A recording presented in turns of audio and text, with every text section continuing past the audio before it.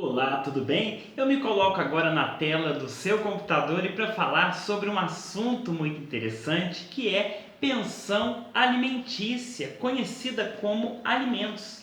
É a obrigação que um indivíduo tem, que ele possui, de auxiliar o outro em sua subsistência. Parentes, cônjuges, companheiros assumem em decorrência da lei o dever de prover o sustento uns dos outros. Pensão alimentícia, além de ser utilizada para a alimentação daquele que necessita desse auxílio para a sua subsistência, engloba tudo o que é necessário para que o indivíduo possa viver com dignidade. Os casos mais comuns de alimentos é de pais para filhos, certo? Os casos mais comuns que o poder judiciário aí ele dirime em suas lides, tá certo? E a obrigação fica a cargo dos parentes de primeiro grau imediato. Tá? Na falta de ascendentes, de pais, cabe aos descendentes, devendo ser observada a ordem de sucessão para ali prestar ali os alimentos. Na linha colateral, essa forma de cobrança, ela pode ir somente até o segundo grau de parentesco, para cônjuges, ex-cônjuges, conviventes e ex-conviventes, também é permitido esse tipo de cobrança de alimentos.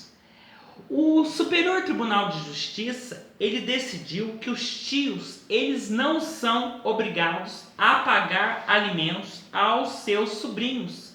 Para os ministros do Superior Tribunal de Justiça, somente os parentes em linha reta, ascendentes e descendentes, e na colateral até o segundo grau, obrigam-se então a prestar alimentos, o que significa dizer que os tios estão excluídos desta obrigação.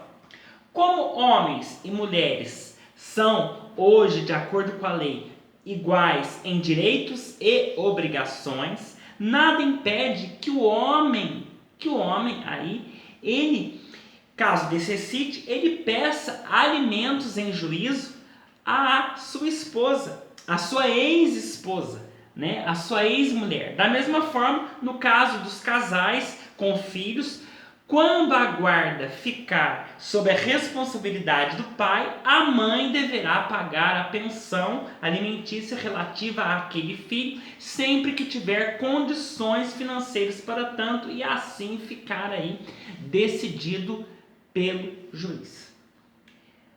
Só que nesse caso, na questão dos alimentos, há sempre que aferir aí o binômio possibilidade e necessidade, tá certo? Como que fica o valor da pensão? Em caso de acordo extrajudicial, ou seja, acordo fora do poder judiciário, aquele acordo que pode depois ser homologado em juízo, nos casos de divórcio, o valor ou percentual poderá ser fixado livremente pelos ex-cônjuges, de acordo com a conveniência deles, das partes. E se fixado judicialmente, a fixação obedecerá à necessidade do alimentado e à possibilidade do alimentante, tá certo?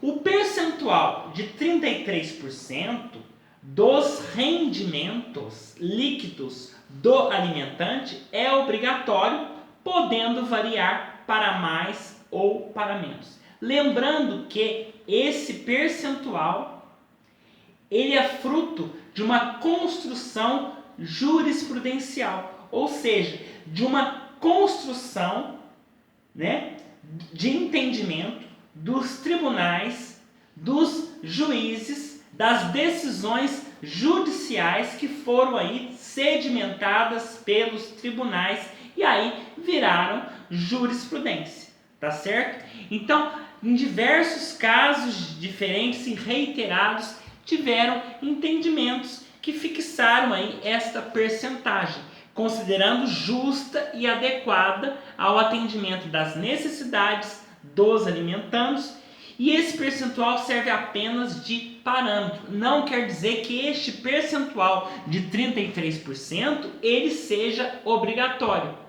tá ok? Agora, revisional de alimentos.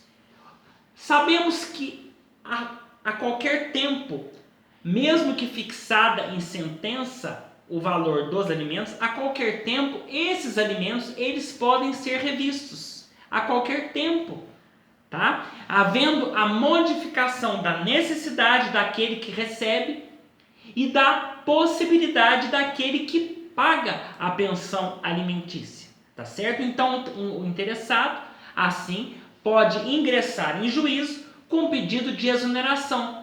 Vai que essa pessoa que está pagando pensão, ela fique doente, fique incapaz e não tenha mais condições de trabalhar, a sua renda diminua, ela começa a ganhar benefício da Previdência Social porque ela está doente e ela não tem mais condições de pagar. Ela pode muito bem pedir a exoneração ou a revisional de alimentos reduzindo esse valor. Um exemplo disso é uma doença grave, um desemprego, ela não tem condições de pagar e aí sim ela pede a exoneração de alimentos. E a exoneração também ocorre quando aquele que está pagando para uma pessoa menor de idade, o filho completa a maioridade, ele tem condições de subsistência, então pede-se a exoneração de alimentos, que não é automática, tem que se pedir a exoneração quando aquele que recebe os alimentos, no caso o filho, ele fica maior de idade.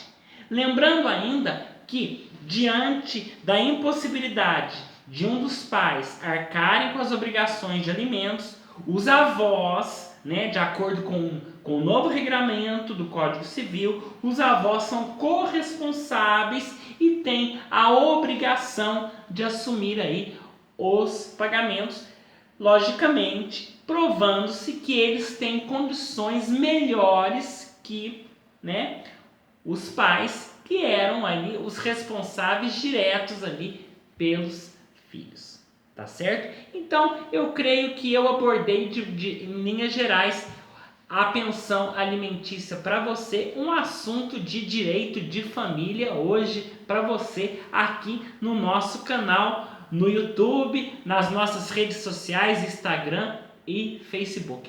Continue me seguindo aqui, sempre é lógico, compartilhando com você inteligência jurídica e performance humana. Um grande beijo para você, fiquem com Deus e até o nosso próximo vídeo.